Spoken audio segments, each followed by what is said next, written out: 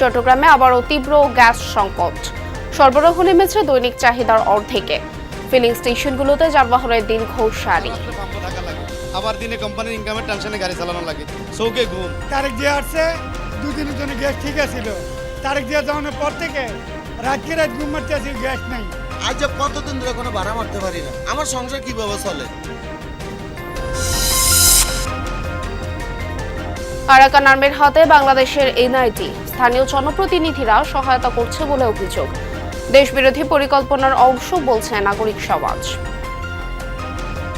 সংশ্লিষ্ট ইউপি চেয়ারম্যানরা হলো প্রথম ধাপ, তাদেরকে দায়ী করতে হবে। কারণ পিছনে ধরে মেম্বার স্বাক্ষর সিল আছে, চেয়ারম্যানের স্বাক্ষর সিল আছে, টাকার পরে সবকিছু কমপ্লিট করে পরে আমাদের এখানে আসে।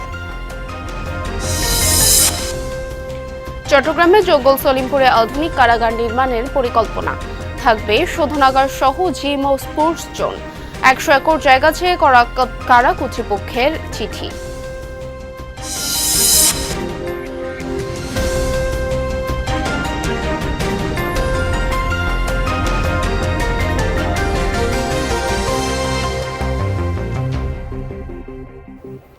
দর্শক, আমন্ত্রণ আজকের চট্টগ্রামে। আপনাদের সঙ্গে আছি আমি স্নিগ্ধ পুরবী, আর এতক্ষণ দেখছিলেন শিরোনাম।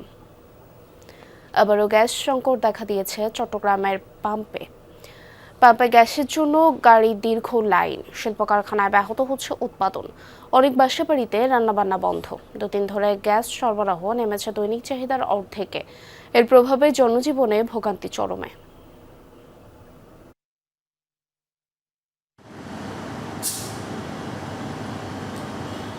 মাঝখানে কয়েকদিন পরিস্থিতি স্বাভাবিক হলেও দুদিন ধরে চট্টগ্রামের বেশিরভাগ সিএনজি রিফুয়েলিং স্টেশনে দেখা যাচ্ছে এ চিত্র। গ্যাসের জন্য দীর্ঘ লাইনে দাঁড়িয়ে বিভিন্ন যানবাহন। চালকদের অভিযোগ, গ্যাস সংকট আরও তীব্র হয়েছে। ঘন্টার পর ঘন্টা অপেক্ষা করতে হচ্ছে, কখনো বা এক পাম্প থেকে আরেক পাম্পে ছুটতে হচ্ছে। 8-10টা পাম্প ঘুরে আসছি, এখন এখানে এসে ঘন্টা 2 ঘন্টা বসে আছি। এখন কখন গ্যাস পাবো এখনো তো নিশ্চিত না। সারা রাত্রে পাম্পে থাকা লাগে, আবার দিনে কোম্পানির ইনকামের টেনশনে গাড়ি চালানো লাগে, চৌকে ঘুম। মানে নিজে মরবো না বাঁচবো এই চিন্তাটাও এখন আমাদের ভিতরে নাই স্যার। প্রধানমন্ত্রীর দেখানোর জন্য এই কামটা করছে, দুইটা দিন স্থিতিশীল দিছে, দিয়ে আসে। এরপর প্রধানমন্ত্রী গেছে গা, থাকতে থাকতে আবার বন্ধ হয়ে গেছে গা পাম্প। তারেক জিয়া আসছে, দুদিনের জন্য গ্যাস ঠিক আছিল। তারেক জিয়া যাওয়ানোর পর থেকে রাত ঘুম মারতে আসি, গ্যাস নাই। প্রত্যেকটা পাম্প বন্ধ। গ্যাসের জন্য দিনের বেশিরভাগ সময় যাচ্ছে পাম্পে, ফলে আয় কমেছে চালকদের। আমাদের গুলো 12 গাড়ি, রেন্টা গাড়ি, যদি গ্যাস নিতে না পারে বলে ভাড়া কিভাবে মারবো? আমাদের ভাড়া ক্যান্সেল হয়ে যাচ্ছে। আজ কতদিন ধরে কোনো ভাড়া মারতে পারি না, আমার সংসার কিভাবে চলে? আমরা যারা অল্প আয়ের মানুষ, তেল দিয়ে গাড়ি চালানো বহুত টাফ। তেলের লিটার আপনার 145 টাকা লিটার। গাড়ি চালায় কোম্পানি ইনকাম দিতে হবে, আমরা পাই না পাই ইনকাম দিতে হবে। কোম্পানি আমাদেরকে 2 টাকা ইনকাম নিতে আসে না, কম। গ্যাস পাম্প কর্তৃপক্ষের দাবি, সরবরাহ ঘাটতির কারণে লাইনে চাপ কম। যে 2-1টি পাম্প গ্যাস সরবরাহ করছে তারাও যন্ত্রাংশ নষ্টের ঝুঁকিতে। এই প্রেশারে যদি আমরা যে এখন চালাচ্ছি রিক্সে, আমাদের মেশিন যে কোনো মুহূর্তে ক্ষতি হইতে পারে। তারপরে সিএনজিওয়ালাদের দিকে তাকায় আমরা চালাচ্ছি। আমরা যখনই পাই চালু করে দিই, কারণ মানুষ লাইন ধরে, দীর্ঘ লাইন ধরে অনেকক্ষণ যাবৎ করতেছে, যার কারণে কষ্ট সহ্য করতে যখন পাই গ্যাস চালু করে দিলেন। সংকটের প্রভাব পড়েছে শিল্প কারখানা ও বাসাবাড়িতে, অনেকের ঘরে রান্নাবান্না বন্ধ। মহেশখালীর 2টি ভাসমান এলএনজি টার্মিনালের একটিতে ত্রুটির কারণে সরবরাহ কমায় এই সংকট, বলছে Karnaphuli gas distribution company. Shahidul Sumon, Jamuna news, Chattogram. দর্শক, গ্যাস সংকটের বিষয়ে আরও জানাতে চট্টগ্রাম থেকে যুক্ত হচ্ছেন সহকর্মী জুবাইর রিফাত। ফিলিং স্টেশনগুলোর পরিস্থিতি কেমন দেখছেন এখন, এবং কর্তৃপক্ষ এই বিষয়ে কি বলছেন?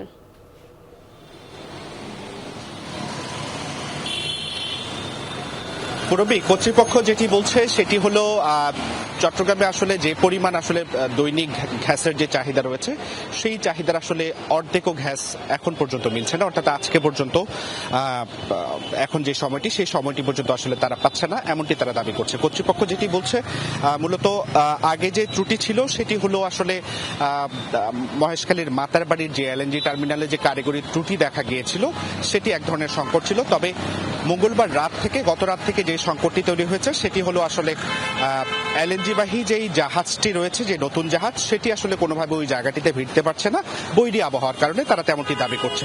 এবং তার ফলশ্রুতিতে গতকালকে রাত থেকে তীব্র গ্যাসের সংকট দেখা দিয়েছে এবং অধিকাংশ রিফুয়েলিং স্টেশন কিন্তু আমরা বন্ধ দেখেছি। যে কটি রিফুয়েলিং স্টেশন চালু আছে সেগুলোতেই আসলে যাত্রীরা চালকরা কিন্তু আসলে হুমড়ি খেয়ে পড়ছেন। আপনি নিশ্চয়ই দেখতে পাচ্ছেন গুটি গুটি পায়ে কিন্তু একেবারে চলছে, বলা চলে বেশ ধীরগতিতে কিন্তু গাড়িগুলো এগিয়ে যাচ্ছে, ঘন্টার পর ঘন্টা অপেক্ষা করছে গ্যাসের জন্য। সব মিলিয়ে চট্টগ্রামের এই যে গ্যাস সরবরাহের যে অবস্থা সেটি বেশ নাজুক বলা চলে। চালকদের পক্ষ থেকে যেটি বারবার করে বলা হচ্ছে সেটি হলো তাদের যে গ্যাসের চাহিদা, অর্থাৎ একটি সিএনজি অটোরিকশায় দৈনিক গ্যাসের চাহিদা মূলত তারা যেটি বলছে যে তারা 250 থেকে 300 টাকার গ্যাস আসলে প্রতিদিন রিফিল করে। সেক্ষেত্রে তারা এই মুহূর্তে 80 থেকে 100 টাকা, কোনো কোনো ক্ষেত্রে 100 থেকে 120 টাকার গ্যাস পাচ্ছে। সব মিলিয়ে অবস্থা এখন পর্যন্ত বেশ বেগতিক এবং গাড়ির লাইন আসলে দীর্ঘ থেকে দীর্ঘতর হচ্ছে এবং সব মিলিয়ে মানুষের যে ভোগান্তি সেটি আসলে বেড়েই চলেছে। পুরবী, অনেক ধন্যবাদ রিফাত আপনাকে আমাদের সাথে যুক্ত হওয়ার জন্য। দীর্ঘদিন সীমান্তে অবস্থানের সুযোগে বাংলাদেশের জাতীয় পরিচয়পত্র বানিয়েছে আরাকান আর্মির কয়েক সদস্য। বান্দরবানের থানচি উপজেলায় এমন অন্তত 2 নেতার জাতীয় পরিচয়পত্র যমুনা টেলিভিশনের হাতে এসেছে। পরিচয় নিশ্চিত করেছেন স্থানীয় জনপ্রতিনিধিরা। জানা গেছে জেলা পরিষদ, উপজেলা এবং ইউপির সাবেক চেয়ারম্যানদের মদতে এ ঘটনা ঘটেছে। এটি দেশবিরোধী দীর্ঘমেয়াদী পরিকল্পনার অংশ বলে মনে করেন নাগরিক সমাজের প্রতিনিধি। থানচি, রেমাক্রি ও মিয়ানমার সীমান্ত ঘুরে রিয়াজ রায়হানের রিপোর্ট, ছবি তুলেছেন জিহাদ ইসলাম। থানচি থেকে প্রায় 2 ঘন্টার নদীপথ, আঁকা বাঁকা সাঙ্গুরু দুপাশে বড় বড় পাহাড় আর সবুজের অপার সৌন্দর্যের স্বাদ নিতে প্রতিদিন রেমাক্রি ছুটে যান হাজারো পর্যটক। গেল বছর এপ্রিলে নতুন করে আলোচনায় আসে এই রেমাক্রি। বাংলা নববর্ষে মারমাদের উৎসবে প্রকাশ্যে উপস্থিত ছিলেন মিয়ানমারের সশস্ত্র বিদ্রোহী আরাকান আর্মির কয়েক সদস্য। নতুন করে জানা গেছে তাদের বাংলাদেশি নাগরিক হওয়া প্রসঙ্গ। 2টি জাতীয় পরিচয়পত্র, একটিতে নাম মংথয় মারমা, আরেকটি উসাইনু মারমা। দুক্ষেত্রেই থানচির রেমাক্রি বাজারের ঠিকানা দেয়া। যাওয়া যাক রেমাক্রি বাজারে। সেই জলকেলি উৎসবটি হয়েছিল এখানে, এখন অনেক ঝোপঝাড়, কিন্তু এটি তখন পরিষ্কার ছিল। রেমাক্রি বাজারের ঠিক নিচের যে অংশটি এখানে, এই জলকেলি উৎসব বেশ আলোচিত, কারণ এখানে প্রকাশ্যে প্রথমবারের মতো দেখা গিয়েছিল পার্শ্ববর্তী মিয়ানমারের সশস্ত্র গোষ্ঠী আরাকান আর্মির সদস্যদের। উল্লেখিত ঠিকানায় পাওয়া গেল না কাউকে। কিছুক্ষণ চেষ্টার পর কিছু তথ্য পাওয়া গেল দুজন সম্পর্কে। ভয়ে সরাসরি কিছু বলতে চান না স্থানীয়রা, তবে স্থানীয় বাসিন্দা ও ইউনিয়ন পরিষদের সাবেক ও বর্তমান একাধিক জনপ্রতিনিধি নিশ্চিত করেছেন মংথয় মারমাকে সবাই লাব্রে পরিচয় চেনেন, যিনি আরাকান আর্মির কমান্ডার, আর উসাইনু মারমা সামরিক কমান্ডার।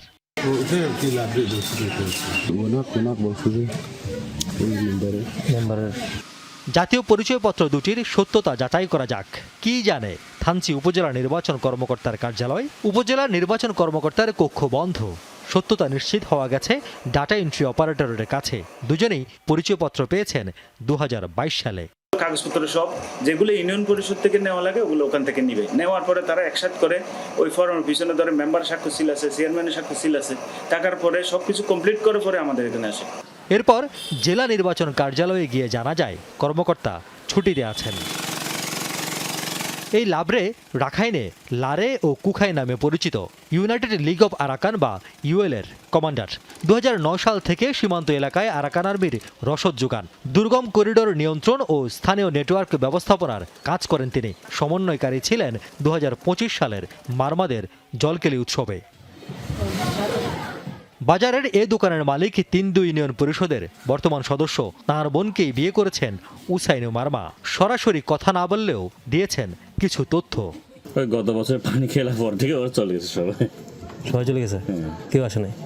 বিয়ে করছে, বিয়ে নিয়ে চলে গেছে, বোন নিয়ে চলে গেছে।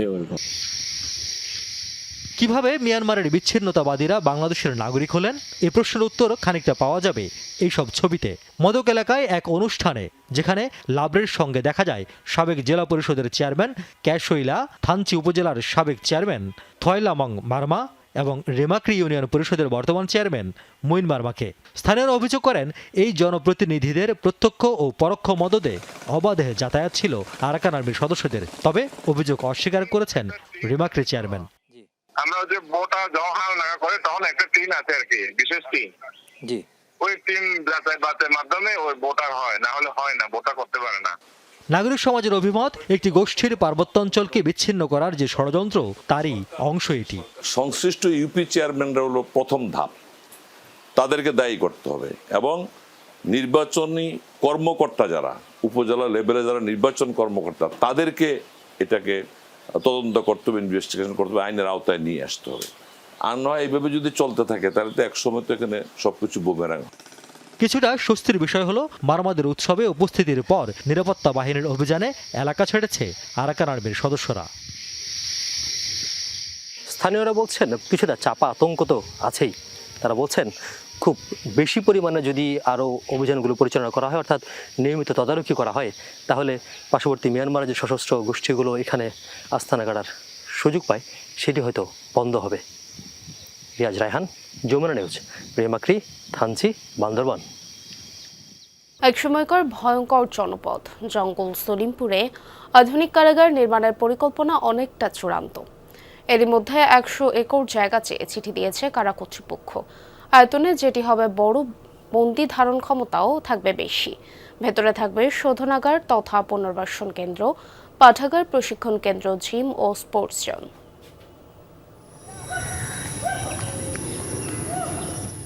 3100 একরের এই জঙ্গল সলিমপুর কদিন আগেও পরিচিত ছিল ভয়ঙ্কর জনপদ হিসেবে। বলা হতো রাষ্ট্রের ভেতর আরেক রাষ্ট্র। যৌথ বাহিনীর সাঁড়াশি অভিযানে প্রশাসন নিয়ন্ত্রণে নেয়ার পর পাল্টেছে চিত্র। পাহাড় ঘেরা এই জনপদ ঘিরে একগুচ্ছ পরিকল্পনা সরকারের। জঙ্গল সলিমপুরে আধুনিক কারাগার নির্মাণের জন্য এরই মধ্যে 100 একর জমি চেয়ে চিঠি দিয়েছে কারা কর্তৃপক্ষ, যেখানে বন্দি রাখার পাশাপাশি পুনর্বাসন সুবিধাও রাখা হবে। বর্তমানে লালদিঘি পারে 14.40 একরের চট্টগ্রাম কেন্দ্রীয় কারাগারে বন্দি ধারণ ক্ষমতা 2249 জন, কিন্তু বন্দি আছে 6500। পাখির চোখে দেখা জঙ্গল সলিমপুরের এই জায়গাটিতেই নতুন কারাগার নির্মাণের লক্ষ্য, যেখানে বন্দীদের জন্য থাকবে পাঠাগার, সংশোধনাগার, আত্মকর্মসংস্থানের জন্য প্রশিক্ষণ কেন্দ্র, শরীরচর্চা কেন্দ্র, স্পোর্টস জোন ও ধর্মীয় উপাসনালয়। প্রতি বন্দির থাকা খাওয়ার জন্য থাকবে 70 থেকে 100 বর্গফুটের স্থান। ট্রেনিং সেন্টার তো অবশ্যই থাকতে হবে, হেলথ সিস্টেম, আধুনিক হেলথ সিস্টেম থাকতে হবে, হাসপাতাল থাকতে হবে, তারপরে বন্ধুদের জন্য ওপেন এয়ার থাকতে হবে, সুস্বাস্থ্যের জন্য আমাদের জন্য বাসস্থান থাকতে হবে, একটা স্কুল থাকতে পারে, এরকম বিষয়গুলোর জন্য মানবিক ইয়েগুলোর জন্য থাকে। কারাগারের পাশাপাশি জঙ্গল সলিমপুরে বিভিন্ন স্থাপনা নির্মাণে পরিকল্পনার কথা জানার পর থেকে উচ্ছেদ আতঙ্কে সেখানকার বাসিন্দারা। সরকার তো অনেক উদ্যোগ নিয়েছে যে অনেক প্রকল্প হবে, কিন্তু সরকার প্রকল্প করুক, কিন্তু এখানে জনসাধারণ উচ্ছেদ যেন না হয়। আতঙ্ক মনের ভিতরে আছে, মানুষ প্রকাশ করা যায় না আর কি। যদি এগুলো সরকারি প্রকল্পটা হয়, হয়তো সরকার তুলে দেয়, এই জনগণ যাবে কোন জায়গায়। তাদের প্রকল্পগুলো করবে আমরা শুনতেছি, এটা খুব ভালো লাগতেছে। পাশাপাশি আমরা এটাও ভীত যে কখন আমাদেরকে উচ্ছেদ করে। পরিবেশের ক্ষতি না করে এবং বসতি উচ্ছেদ না করে পরিকল্পিতভাবে কারাগার নির্মাণ চেষ্টার কথা জানায় জেলা প্রশাসন। চট্টগ্রামের যে জেলখানাটি আছে সেই জেলখানাটি আসলে যেভাবে বন্দীরা বসবাস করে এটি আসলে খুবই বসবাসের অনুপযোগী একটি অবস্থা, স্বাস্থ্যকর নয়, অস্বাস্থ্যকর একটি পরিবেশ। তো একটি আধুনিক জেলখানা স্থাপন আমাদের সরকারের একটা অঙ্গীকার রয়েছে এবং আমরাও সেটি কাজ করছি। এর বাইরে জঙ্গল সলিমপুরে পুলিশের 2টি ট্রেনিং সেন্টার, র্যাব ও বিজিবির স্থায়ী ক্যাম্পসহ বেশ কিছু সরকারি দপ্তর বা স্থাপনা নির্মাণ পরিকল্পনার কথাও শোনা যাচ্ছে। আল আমিন শিকদার, যমুনা নিউজ, চট্টগ্রাম। এবার চট্টগ্রামের শীর্ষ সন্ত্রাসী মোবারক হোসেন ওরফে ডেভিড ইমনের 5 দিনের রিমান্ড মঞ্জুর করেছে আদালত। চাঁদা না পেয়ে এক ব্যবসায়ী নির্মাণাধীন ভবনে হামলা ও ককটেল বিস্ফোরণের মামলায় পুলিশের আবেদনের প্রেক্ষিতে তার রিমান্ড মঞ্জুর করা হয়। দুপুরে চট্টগ্রামের জুডিশিয়াল ম্যাজিস্ট্রেট লোকমান হাকিমের আদালত এই আদেশ দেন। এর আগে 29 জুলাই যশোর থেকে ভারতে পালিয়ে যাওয়ার পথে 3 সহযোগী সহ ইমনকে গ্রেফতার করে পুলিশ। পরদিন একটি হত্যা ও একটি অস্ত্র মামলায় গ্রেফতার দেখিয়ে আদালতে তোলা হয় ইমনকে। জিজ্ঞাসাবাদের জন্য পুলিশ রিমান্ডের আবেদন করলে 2 মামলায় 10 দিন রিমান্ড মঞ্জুর করে আদালত। পলাতক সন্ত্রাসী সাজ্জাদ আলী ওরফে বড় সাজ্জাদের অনুসারী হিসেবে পরিচিত ইমনের বিরুদ্ধে 15টি মামলা রয়েছে। উত্তর বঙ্গোপসাগর ও তৎসংলগ্ন পশ্চিমবঙ্গ বাংলাদেশের উপকূলে একটি লঘুচাপ সৃষ্টি হয়েছে। এর প্রভাবে ঝোড়ো হাওয়া বয়ে যাওয়ার শঙ্কায় দেশের 4 সমুদ্র বন্দরে 3 নম্বর স্থানীয় সতর্ক সংকেত দেখাতে বলেছে আবহাওয়া অধিদপ্তর। এই পরিস্থিতিতে চট্টগ্রাম, কক্সবাজার, মোংলা ও পায়রা সমুদ্র বন্দরকে 3 নম্বর স্থানীয় সতর্ক সংকেত দেখাতে বলা হয়েছে। পাশাপাশি দুর্যোগপূর্ণ আবহাওয়ায় নৌ দুর্ঘটনা এড়াতে উত্তর বঙ্গোপসাগরে অবস্থানরত মাছ ধরার নৌকা ও ট্রলারগুলোকে পরবর্তী নির্দেশ না দেওয়া পর্যন্ত উপকূলের কাছাকাছি থেকে সাবধানে চলাচল করার নির্দেশনা দিয়েছে আবহাওয়া অধিদপ্তর। এদিকে সকাল থেকে থেমে থেমে বৃষ্টি হচ্ছে কক্সবাজারে। ভোগান্তিতে পড়েছে স্থানীয় বাসিন্দা এবং কর্মজীবী মানুষ।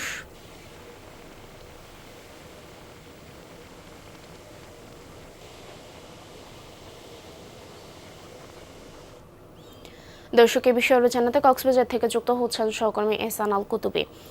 এহসান, আবহাওয়া পরিস্থিতি কেমন দেখছেন এখন এবং সার্বিক ব্যবস্থাপনা কেমন, একটু বিস্তারিত তথ্য জানাবেন আমাদের। হ্যাঁ, পূর্বে সকাল থেকে বৃষ্টি হচ্ছে এবং থেমে থেমে বৃষ্টি, কখনো ভারী বৃষ্টি, কখনো হালকা, এভাবেই কিন্তু আমরা সকাল থেকে বৃষ্টি দেখছি। কক্সবাজারের প্রত্যন্ত অঞ্চলে বৃষ্টি হচ্ছে এবং এই বৃষ্টির এবং পাশাপাশি হচ্ছে বাতাসও রয়েছে। বিশেষ করে সাগরে বাতাসের তীব্রতাটা বেশি এবং এই বাতাসের তীব্রতা বেশি হওয়ার কারণেই কক্সবাজারের যেহেতু সমুদ্র সৈকতে পর্যটক রয়েছে, তারা সকাল থেকে আমরা দেখছিলাম এবং বিভিন্নভাবে খবরাখবর নিচ্ছি পর্যটকরা যাতে কোনো ধরনের বিপদে না পড়ে, অর্থাৎ বিশাল বিশাল যে ঢেউগুলো আসছে সেই ঢেউয়ের দূরে যাতে এবং স্রোতে যাতে ভেসে না যায়, সেজন্য কিন্তু সিসিএফ লাইফগার্ডের যারা কর্মরত আছেন তারা কিন্তু কাজ করছেন এবং সতর্ক অবস্থানে আছেন। পাশাপাশি হচ্ছে যারা দূরে সাঁতার কাটতে গিয়ে অথবা পানিতে নেমে দূরে চলে যাচ্ছে তাদেরকে নিয়ে আসছেন। এবং আবহাওয়া অফিস যেটি আমাদেরকে জানিয়েছে সেটি হচ্ছে ভারী থেকে মাঝারি ধরনের বৃষ্টি হবে এবং এটি অব্যাহত থাকবে আরও কয়েকদিন। যেহেতু সাগরে ইতিমধ্যে বঙ্গোপসাগরে লঘুচাপ সৃষ্টি হয়েছে, সেই লঘুচাপটি নিম্নচাপে রূপান্তরিত হতে পারে এবং এটির কারণেই মূলত বৃষ্টিটা হচ্ছে। এবং এটিও বলা হয়েছে যে গত 24 ঘন্টায় কক্সবাজারে বৃষ্টিপাতের যে পরিমাণ সেটি হচ্ছে 14 মিলিমিটার এবং লঘুচাপটি শক্তি সঞ্চয় করে মেঘমালার আরও অর্গানাইজড হবে এবং এটির কারণে বৃষ্টিপাত আরও অন্তত 4 থেকে 5 দিন অব্যাহত থাকবে, সেটি আমাদেরকে আবহাওয়া অফিস জানিয়েছে। পূরবী, ধন্যবাদ এহসান আমাদের সাথে যুক্ত হওয়ার জন্য। কক্সবাজার টেকনাফ মহাসড়কে ডাম্প ট্রাকের ধাক্কায় মোটরসাইকেলের 2 আরোহী নিহত হয়েছেন। সকালে টেকনাফ উপজেলার হোয়াইকং ইউনিয়নের কেরুনতলি এলাকায় এই দুর্ঘটনা ঘটে। পুলিশ জানায় রুবেল ও আরমান একটি মোটরসাইকেলে করে উখিয়ার পালংখালির দিকে যাচ্ছিলেন। ওয়াইকংয়ের কেরুনতলি এলাকায় পৌঁছালে বিপরীত দিক থেকে আসা একটি ডাম্প ট্রাক মোটরসাইকেলটিকে ধাক্কা দেয়। ঘটনাস্থলেই মৃত্যু হয় রুবেলের। আরমানকে গুরুতর অবস্থায় উদ্ধার করে হাসপাতালে নিলে চিকিৎসাধীন অবস্থায় মৃত্যু হয় তারও।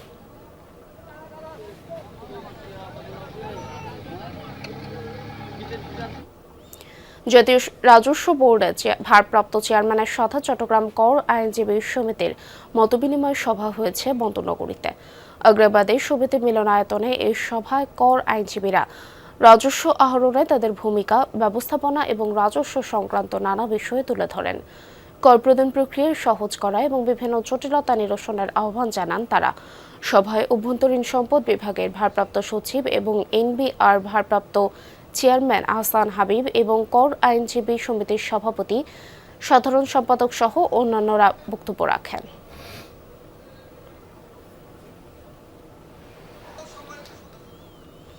ইসলামের 4 ইমাম স্মরণ ও মুসলমানদের করণীয় শীর্ষক আলোচনা সভা হয়েছে চট্টগ্রামে। প্রেস ক্লাব মিলনায়তনে আয়োজিত এই সভায় আলোচকরা কোরআন সুন্নাহর আলোকে ইমামদের নির্দেশনা এবং ইসলাম প্রচারে তাদের অবদান তুলে ধরেন। তাদের নীতি ও আদর্শ অনুসরণের আহ্বান জানানো হয়। গাউসিয়া জিলানী কমিটি ও গাউসিয়া হাশেমি কমিটির উদ্যোগে সভায় আলেম ওলামারা উপস্থিত ছিলেন।